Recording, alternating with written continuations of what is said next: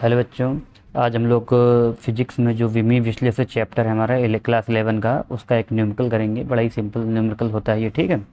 जैसे इसमें लिखा है एक वस्तु 72 किलोमीटर और के वेग से गतिमान है, विमी विधि से इसका मान मीटर प्रति सेकंड में ज्ञात कीजिए। मतलब कि एक पद्धति से, किसी पद्धति से, ठीक है, दूसरी पद्धति में, मतलब पहली पद्धति से दूसरी पद्धति में हमें क्या करना है, मान चेंज करना है, ठीक है। मान किसका दिया हुआ है, किलोमीटर पर आवर, वेग का। तो वेग का मान दिया गया है। वेग की डायमेंशन क्या होती है, LT-1। अगर आपको वेग की डायमेंशन नहीं पता है तो आप देखेंगे यहाँ किलोमीटर है, किलोमीटर की डायमेंशन होती है L, अपॉन में और है, और की होती है T। तो अपॉन में है, T ऊपर जाएगा तो LT-1 हो जाएगा। आप यहाँ से भी निकाल सकते हो, ठीक है। तो यूनिट से ही वो जो है आप डायमेंशन लिख सकते हो, ठीक। तो हमें वेग की क्या मिल गई, डायमेंशन, ठीक है। हम लोगों ने एक फार्मूला और पढ़ा हुआ है, क्या, N1U1 is equal to N2U2। यानी कि किसी पद्धति में किसी भी भौतिक राशि का मान क्या है, N1U1, और उसे जिस पद्धति में बदलना है वो हमारी क्या है, N2 और U2। क्लियर हो गई बात। अब हम लोग क्या करेंगे, हम N1 का मान इसमें दिया गया है और हमारे जो U1 है वो ये यूनिट है, तो इसे यही लिख लो 72। ये हमारा N1 हो गया। U1 क्या है, किलोमीटर पर आवर, और यहाँ पे हम क्या लिखेंगे, N2, ठीक, सॉरी U1 सॉरी, N2 हमें ज्ञात करना है, ठीक है। मतलब इसका मान मीटर पर सेकंड में ज्ञात करना है, और हमारा जो मीटर पर सेकंड है ये क्या है हमारा इस समय, U2, ठीक। तो अब हम क्या करेंगे, 72 और U1 अपॉन, इधर ये जो U2 है इसका N2 में है तो इसे हम नीचे ले आएंगे, U2 is equal to N2 हमें ज्ञात करना है, ठीक है।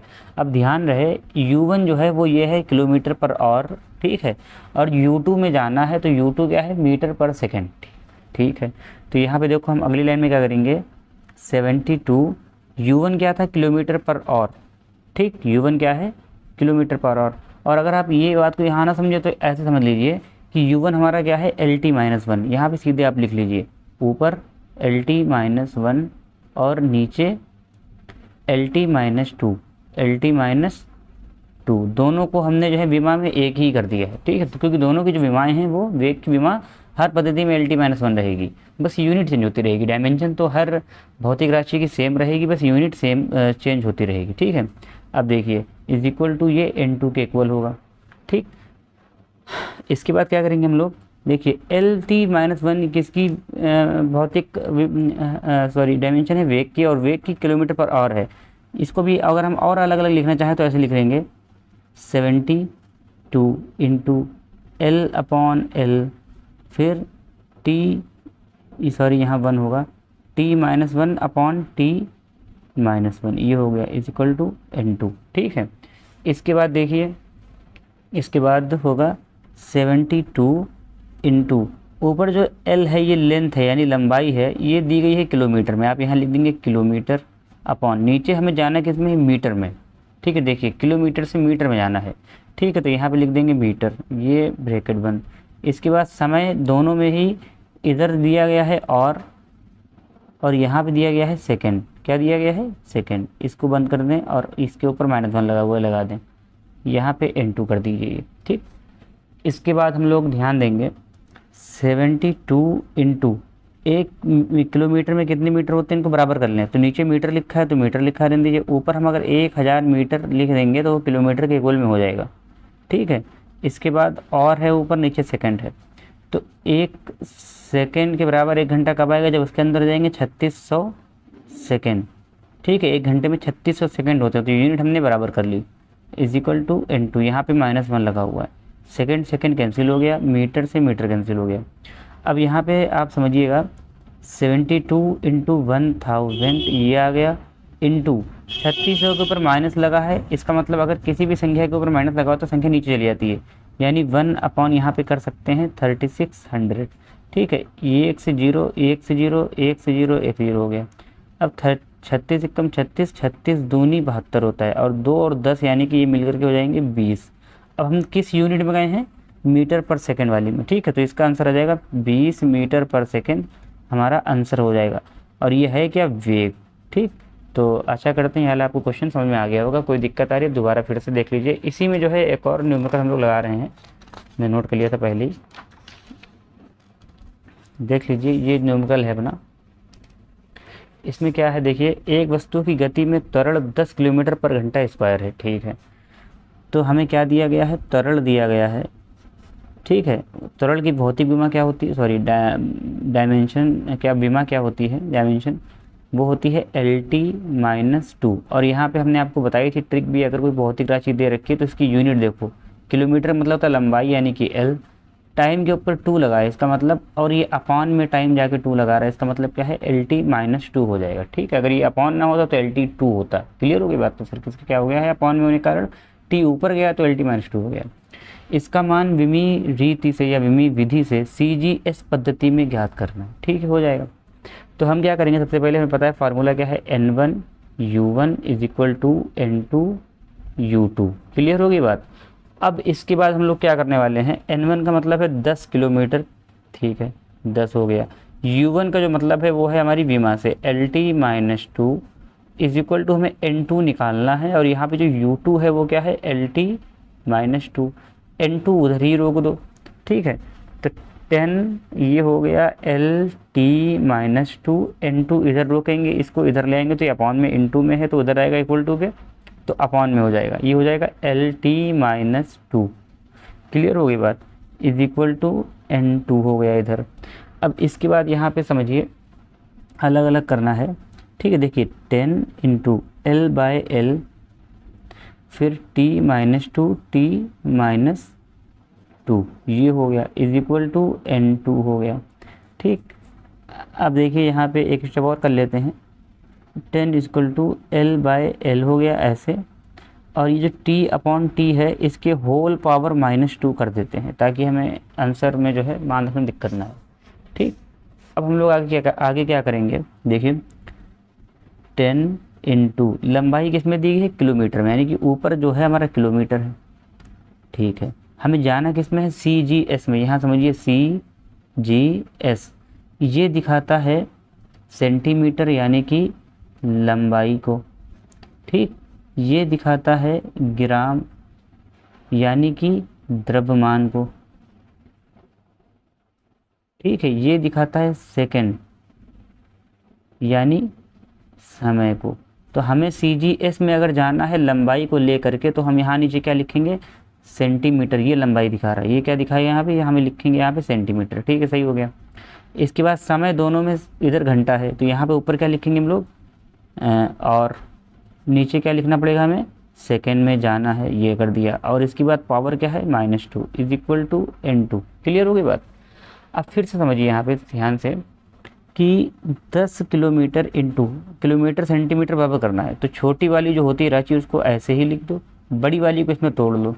तो 1000 किलोमीटर में कितना होता है, यहाँ पे समझेंगे उड़ रहा है, 1000 किलोमीटर में कितना होता है, 1 किलोमीटर में होता है 1000 मीटर, ठीक। और इसी को अगर हम 100 सेंटीमीटर यानी 100 से मल्टीप्लाई कर देंगे तो बन जाएगा सेंटीमीटर, क्योंकि 1 मीटर में होता है 100 सेंटीमीटर। इसलिए आप इस चीज़ को समझ गए हैं। यहाँ पे लिखेंगे 1,00,000 सेंटीमीटर, 1 2 3 4 5, ठीक।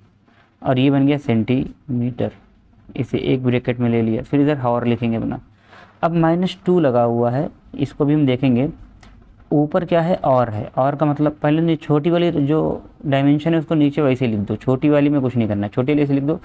अब देखो 1 घंटे में कितने सेकंड होते हैं, पिछले क्वेश्चन में बताया था 3600 सेकंड। ऊपर क्या लगा है -2 = क्या आ गया, N2। क्लियर हो गई बात।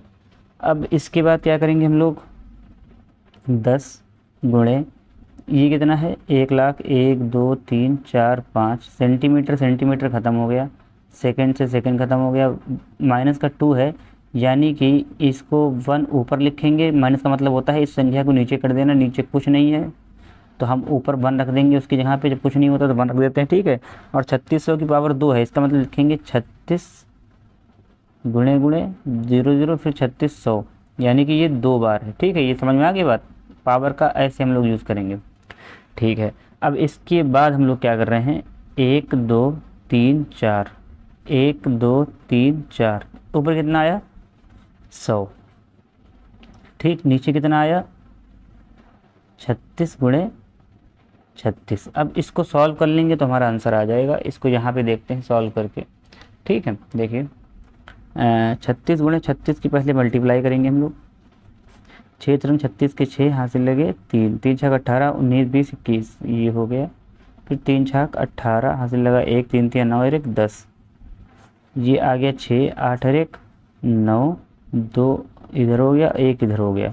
ठीक है, तो ये आ गया 100 बटे 1296। अब इसके बाद हम लोग क्या करेंगे, फिर से इसको भाग करेंगे।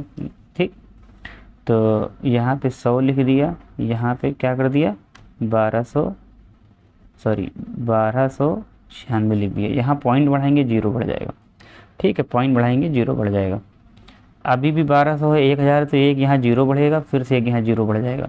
अब देखना है कि किस में जा रहा है। तो 12 छंग 72, 12 7 84, हमें 12 का पहाड़ा चेक करना है 100 में। ठीक है, तो 12 7 84, 12 8 96, तो 12 8 96 तो मुश्किल लग रहा है कि पूरी संख्या 8 से गुणा करेंगे तो बड़ा, जब 12 सत्ते जाना चाहिए और आंसर में 70 देखो आ रहा है हमारे पास। तो 12 सत्ते कर लो, 7 छंग 42। तो पहले इसकी अलग कर लो मल्टीप्लाई, इधर आके कर लें अलग। 12 9 6 गुणे 7। ठीक, 6 सत्ते 42, 2 हाथ लगे 4, 7 नेम 63, 4 67 के 7, और फिर हासिल लगे 6, 7 दूनी 14, 6 20 के 0 हासिल लगे 2, 7 कम 7 8 9, तो 9072 आ रहा है। तो यानी कि यहाँ पे हम लिखेंगे अपना 9072 ये आ गया। तो 10 में 2 गए 8, 9 में 7 गया 2, फिर 9 यहाँ बच गया, इधर 9 ही बचा, 0 उधर हो गया वो। इसके बाद हम क्या करेंगे, 1 0 और लगा लेंगे। इसके बाद फिर से 9072 आ रहा है तो फिर से 70 जाएगा, क्योंकि 9008 280 है, तो ये फिर से 70 जाएगा, तो हो जाएगा 9072। फिर कटेगा, 10 में 2 गए 8, 7 7 के 0, इधर कितना बचा 2, ये 0 हो गया। फिर इसके बाद क्या जाएगा 0 हो जाएगा, तो ये हो गया 12 दूनी 24। ठीक है, तो 12 दूनी 24 आ रहा है, तो 12 एकम 12, एक बार ले जाओ इसको, 12 एकम 12, 1296। ठीक, 10 में 6 गए 4, इधर 7 बचा, 17 हो गए, 9 8 17। इसके बाद यहाँ पे बचा 9 में 2 गए तो 7, इधर 0 हो गया, फिर एक 0 बढ़ाओगे तो फिर ये जाता रहेगा। ठीक है, इसका मतलब ये है कि आप इस आंसर को भी आप ले सकते हैं पूरा, क्योंकि इसके आप आगे सॉल्व करोगे तो ये 1200, ये कितना आ गया है 7000 आ रहा है, तो 1200 ये है, तो 12 पंजे 60, 12 छंग 72, तो ये करीब इधर वाली संख्या 5 के ऊपर ही आएगी। तो ऊपर आएगी तो इसके 2 दे देगा जाके। ठीक है, तो अगर आप इतना भी छोड़ देंगे 0 पॉइंट कितना आया है अपने पास आंसर, ये 0.771। ये किस यूनिट में आया है, CGS में। CGS में इसका मान क्या होगा, सेंटीमीटर प्रति सेकेंड स्क्वायर, क्योंकि इसमें लिखा है C का मतलब है सेंटीमीटर प्रति, फिर सेकेंड का मतलब है सेकेंड स्क्वायर, ये हो गया। तो यही हमारा आंसर आ जाएगा। और अगर आप दिमाग लगाएंगे यहाँ पे देखेंगे कि इसको और आगे सॉल्व करेंगे तो यहाँ पे जो संख्या ये वाली है कि 5 या उससे अधिक आएगी। जब ये उससे अधिक हो जाएगी तो इसके 2 कर देगा आगे। ठीक है, ये हम लोग सार्थक अंक कभी डिस्कस करेंगे या वैसे सवाल लगाएंगे तो ये सब आप चीज़ें समझ जाएंगे। ठीक है, तो आपका आंसर ये वाला भी सही आ गया। ठीक।